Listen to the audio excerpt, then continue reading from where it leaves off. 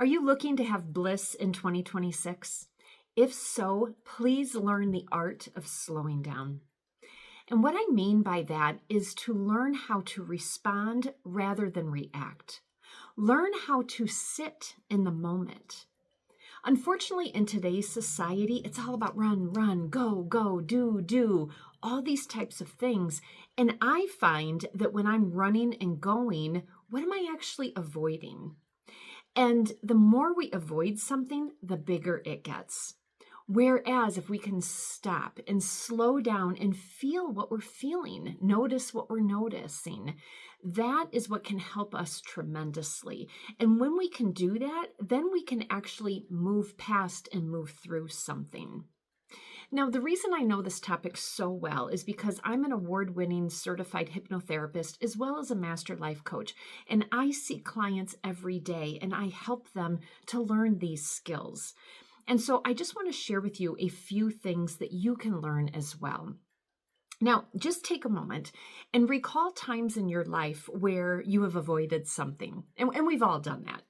And so when we avoid something, it's because we feel that we don't have time for it. We feel that, we hope it goes away.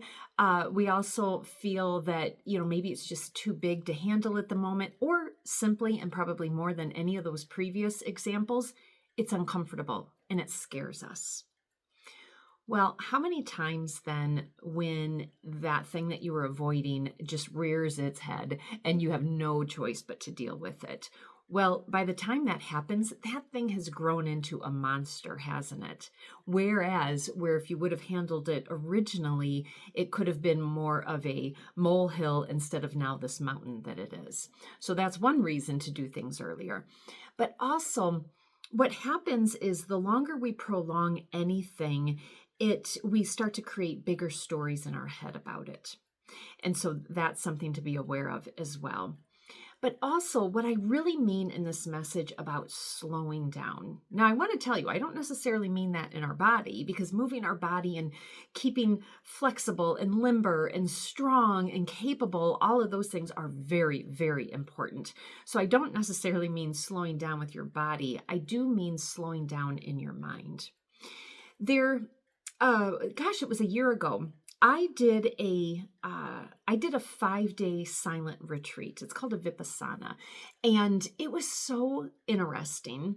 And really what I learned in that is it was with Buddhist monks, and we just slowed down. We didn't talk for 5 days. And not a single word for 5 days. I actually felt rude because when we went to have our meals, which was only 2 a day, when we went to have our meals, we're supposed to be looking down too. And the reason being is because it helps prevent distractions, because when we're looking up and around, there's so many things to see and hear and notice. Whereas if we keep our attention down, it keeps us inward. So there's a reason for all of this.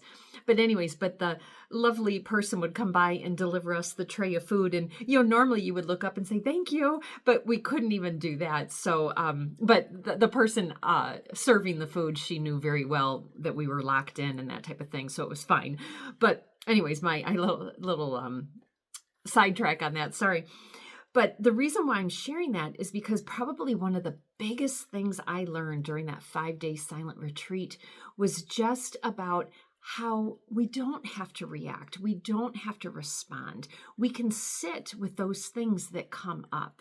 And sure enough, when we go silent or slow down, because in the real world, we're not silent all the time. So when we slow down, we can begin to notice things about ourselves. Do we feel a certain way when we're around a person? Good, bad, and different. That's telling us something. But when we're always acting and reacting, we don't notice these things that could be very informative to us, right? When you have an idea for something and it excites you immediately, but then notice what follows after that. Does some self-doubt come in? Do some old voices from 1970 creep back into your mind? What is going on? Because I guarantee you, just using that as an example, you have this great idea that comes up. and you're so excited about it. So maybe you actually sit down to write a plan around it or just jot down some more ideas. Well, then all of a sudden you start to notice how your body is changing and your body is starting to feel a certain way. Maybe it's feeling doubtful. Maybe your stomach is maybe you're feeling a pit in your stomach or something like that. And then all of a sudden you just, I can't do this. And then you walk away from it. Well, when you do that, then you do walk away from it. Whereas if you slow down and notice, all of a sudden the atmosphere has changed. All of a sudden your attitude has changed. Well, instead of giving in to that, turn and look at it. And in doing that, you're going to discover, what was I just thinking about 10 seconds prior to this? And that is when you're going to notice that voice from 10 years ago, that former boss, that person that you thought was a friend that's no longer a friend, whatever it may be, you're going to notice that you start to hear these old stories. Well, the longer you allow those stories to run in your head and you don't shut them down, the more this is going to happen, and it's going to be that continuous cycle. But you don't notice that. I should say we, a collective we, because we're all human and this has happened to us. But the longer that we don't notice it, the more it just keeps on going. So that is such a great example of what I mean by slowing down. Because then when we do that, we can notice, oh yeah, that's that voice from that boss that I had 10 years ago who we just didn't see eye to eye. And instead of being a leader to me, they decided to handle the situation by tearing me down. And that is that voice that I hear in my head. Is that fair to you? Of course it's not. But until we look at that, we don't know where that voice and that feeling is originating. And so those are all the things that I mean about if you want bliss in 2026, and honestly for the rest of your life, it's important to slow down and notice.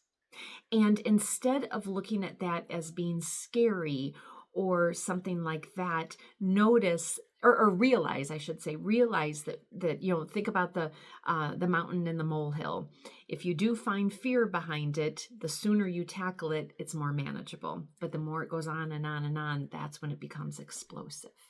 So, all right, I hope this was helpful. If so, please like, comment, share, and subscribe. And if you are somebody who you have already mastered this ability to just slow down and notice, and it's changed your life, please put something in the comment box, because your comment, your experience is going to help everyone else watching this channel. Because quite honestly, everything that I'm talking about is from my own personal life within me as a person, but also what I am sharing with my clients and how I'm hearing this positive feedback back from them that these things work.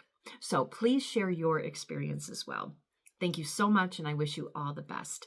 And I'm Connie Jo Holmes with Be You to Be Full Hypnosis and Coaching, but within this channel, it's Confidence with Connie. All right, thank you.